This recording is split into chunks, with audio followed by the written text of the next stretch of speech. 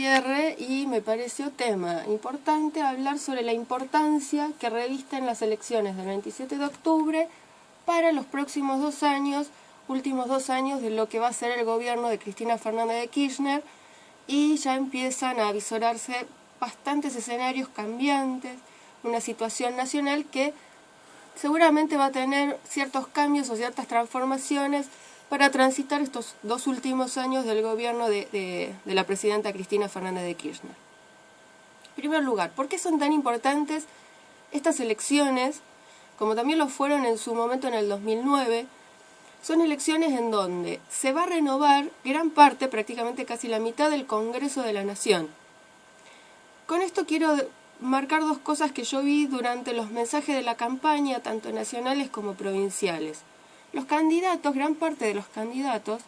han hecho una campaña en donde se casi ha confundido al electorado, porque se ha hecho una campaña hablando de obras públicas, vamos a cambiar, cuando en realidad lo que se está eligiendo son cargos legislativos. Con esto quiero decir de que si bien los legisladores tengan las intenciones de proponer obras públicas, el Ejecutivo no va a cambiar hasta el 2015. Con lo cual, los mensajes, y yo hice un análisis sobre las propagandas tanto nacionales como provinciales, en donde al electorado prácticamente se lo tuvo cautivo con un mensaje de prácticamente de promesas que vamos a cambiar el gobierno, cuando en realidad lo que se cambia es la composición del Congreso Nacional, ni siquiera la composición de las legislaturas provinciales, que van a seguir tal como están conformadas hasta diciembre del 2015, cuando asuma quienes vengan a ocupar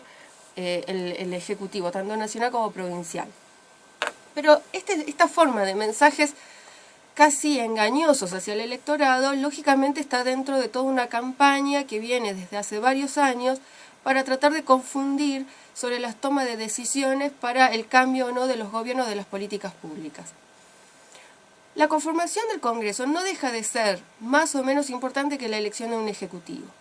El Ejecutivo es quien decide las obras públicas y el plan de gobierno que se va a llevar a cabo. Los mensajes que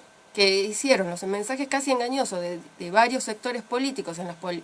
publicidades, incluso en los actos de campaña, fue de que al electorado se le decía de que ellos iban a proponer obras públicas. Es más, recuerdo hace un par de horas que vi una propaganda en donde decía proponer nuevos cambios de obras públicas. El legislador puede proponer dentro del seno de su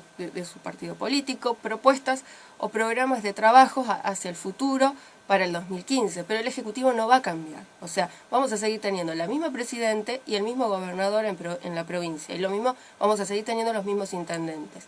Lo que se define y la importancia de elegir o de cambiar el Congreso es que justamente los legisladores, además de ser quienes van a proponer y establecer proyectos de leyes,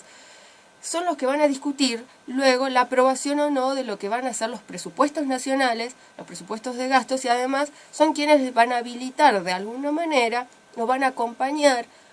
van a fortalecer o entorpecer el actuar del Ejecutivo. Pero no son justamente quienes van a venir a cambiar el Ejecutivo, sino que pueden o acompañar mediante su accionar dentro del Congreso Nacional, ya sea discutiendo la coparticipación, creación o quita de impuestos,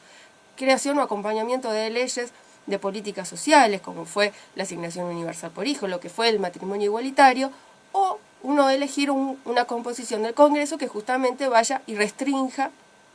estos derechos que se han ampliado. Es muy interesante una encuesta que se publicó en página 12, en donde se preguntó sobre el posicionamiento de los candidatos referido al tema del aborto no punible, seguro y gratuito para las mujeres. Gran parte del sector que se jacta de decir de que este gobierno limita derechos y que tienen miedo y censura, vamos a utilizar la palabra miedo que está muy en boga últimamente en los medios nacionales, son justamente esos candidatos los que se alzan en contra del reconocimiento de un derecho de autodeterminación y de respeto hacia el cuerpo y las decisiones de la vida de la mujer. Entonces, yo creo que al momento de ir al cuarto oscuro uno tiene que analizar sobre quiénes son los que realmente representan políticas ampliadoras de derechos, políticas que van hacia más allá, que piensan en fortalecer el pueblo en forma responsable y no demagógica, que también eso es importante, porque es muy fácil decir mensajes en campaña y después no poder cumplirlos, a candidatos que justamente históricamente han estado del lado de las corporaciones, de la sociedad rural, en estas posturas de no reconocer derechos hacia los trabajadores rurales, siempre del lado del gran empresario y no justamente de los pequeños emprendedores.